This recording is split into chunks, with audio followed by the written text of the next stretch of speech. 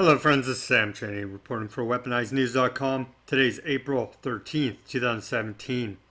And it seems like talk of World War III between China and the United States has de-escalated. And World War III between Russia and the U.S. has de-escalated. But the United States is showing its military strength. Drudge Report: Trump drops mother of all bombs on ISIS. Targets cave hideout in Afghanistan. First time used in combat. And of course we have North Korea with Kim Jong-un constantly shooting off missiles, doing nuclear tests, threatening the United States and our allies. Showdown, North Korea. Pentagon can move first. Day of the Sun. North Korea prepares big celebration. Nuke test. Japan warns of sarin-tip missiles. China flaunts military might on state TV. Trump's approval rating up to 48%. Let's take a look at the mother of all bombs that was dropped on ISIS in Afghanistan today. 2003 marked a milestone in military history. At Eglin Air Force Base in Florida, the United States tested a new superweapon. MOAB, short for Massive Ordnance Airburst, quickly became known as the mother of all bombs. This massive weapon creates a blast radius stretching a mile in each direction. The MOAB is made out of an aluminum skin, a very thin aluminum skin. And the reason we did it that way was in order to maximize the blast effect. We did not want the airframe of the bomb to interfere with the development of a blast wave that has the impact to the target. The world's largest non-nuclear weapon, MOAB is over 30 feet long and weighs more than 21,000 pounds. It's no easy task to accurately maneuver such a behemoth through the skies toward its target.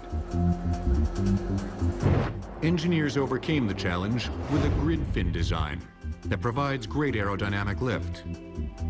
During carriage, these 4 grid fins are folded forward onto the bomb in order that it makes a very compact design for carriage.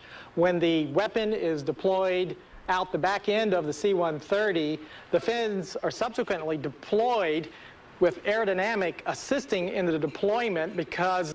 So there's some about the mother of all bombs. ISIS hammered as U.S. drops biggest non-nuclear weapon ever.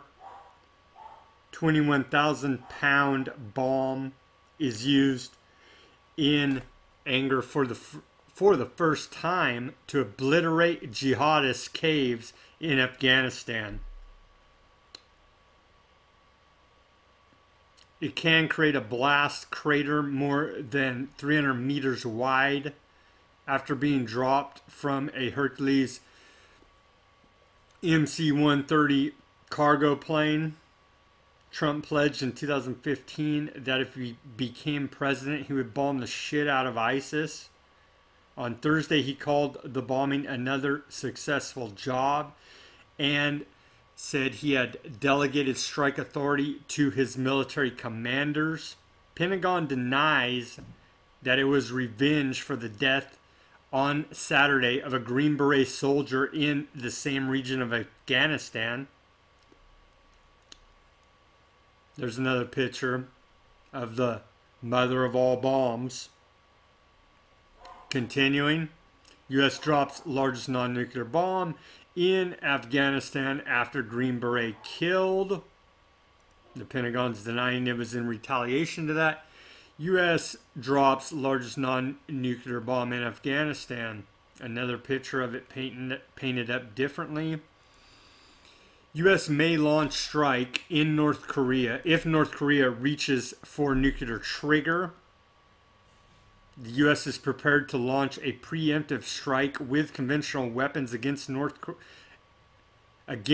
Korea should officials become convinced that North Korea is about to follow through with a nuclear weapons test. Here's some photos. Do these satellite images prove North Korea is preparing to detonate a new nuclear bomb to mark sinister day of the sun as Trump's armada moves in? And of course, a large naval armada is parked off the Korean Peninsula as we speak. Here's some of those satellite photos. Satellite imagery of the test site appear to show vehicles parked around the northern portal. It's hard to see here, but supposedly we have satellite images saying they're preparing for a nuclear test. Continuing, China warns against force as North Korea prepares celebration. So China is warning now. Kim Jong-un tests the West. He is preparing to detonate a nuclear bomb in a tunnel to mark Day of the Sun, celebrating birth of North Korea's founding fathers Kim Il-sung. Foreign journalists visiting North Korea have been told to prepare for a big important event. North Korea may be capable of sarin-tipped missiles, warns Japanese Prime Minister. Let's hope that China uses its military force to make North Korea stand down, and the U.S. doesn't even have to get involved. China flaunts its mightiest missiles on state TV as Beijing urges North Korea to give up its nuclear ambitions amid growing military tensions. China's Central Television yesterday revealed footage of deadly weapons. One of the missiles, said to be DF-21, is dubbed the Killer Aircraft Carrier. Program also reported on the intense mock battles by the Chinese army. Tensions are high, with North Korea warning of a nuclear attack on the United States. China has urged Kim Jong-un to halt his nuclear program in exchange for greater protection from Beijing. Here's some of China's military propaganda on their state-run TV. A show of military force to North Korea and the rest of the world. Some photos of the Chinese military here. Tanks, missiles.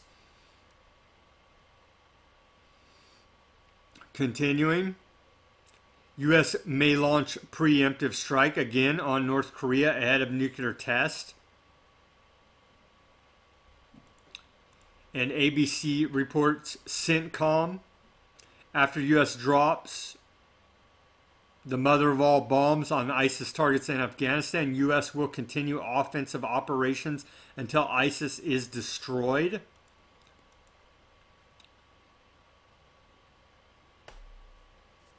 So it seems like things have de-escalated. However, I would hope that China will take care of its bulldog to the south and put North Korea on a leash and have them cease their threats toward us in the United States and our allies, Japan and others. But if they don't, then the United States is going to have to take care of it. And as for this strike, the mother of all bombs on ISIS,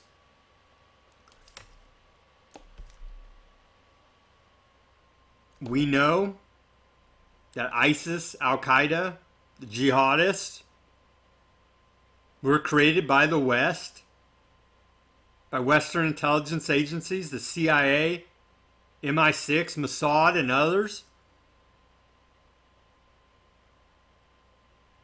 We need to end this perpetual war on terror. These jihadists are out of control. Who knows if we can get them under control? I seriously doubt it. But this is Trump making good on one of his campaign promises to wipe out ISIS. We cannot start another protracted ground war in the Middle East or in North Korea for that matter.